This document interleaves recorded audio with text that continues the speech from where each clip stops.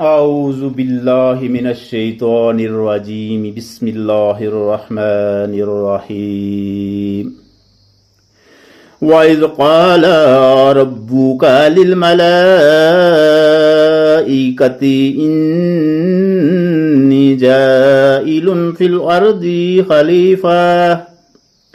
قالوا أتجعل فيها من يفسد فيها ويسفك الدماء ونحن نسبح بحمدك ونقدس لك قال إني أعلم ما لا تعلمون وعلم آدم الأسماء كلها ثم عرضهم على الملائكة فقال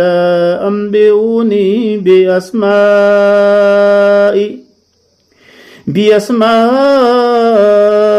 هؤلاء إن كنتم صادقين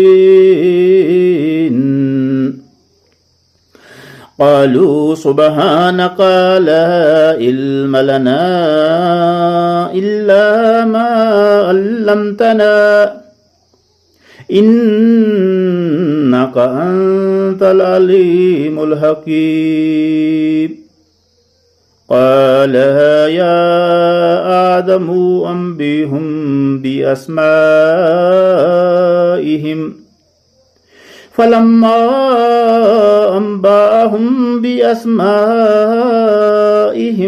قال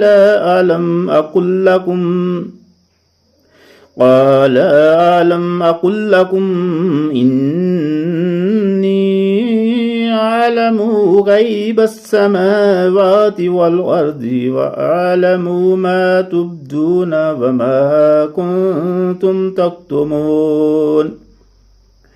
وإذ قلنا للملائكة اسجدوا لآدم فسجدوا إلا إبليس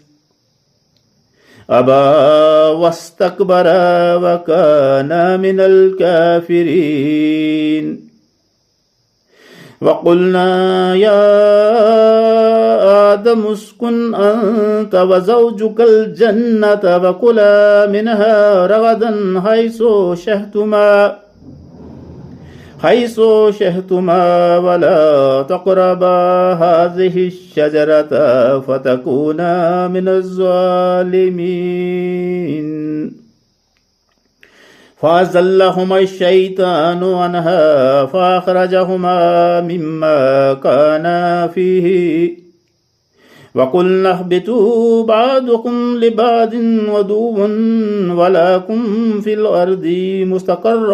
ومتاع إلى حين فتلقى آدم من ربه كلمات فتاب عليه إنه هو التواب الرحيم قلنا اهبطوا منها جميعا فإما يأتينكم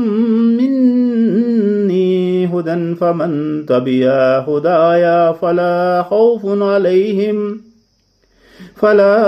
خوف عليهم ولا هم يحزنون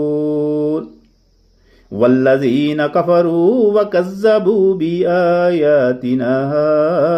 أولئك أصحاب النار هم فيها خالدون.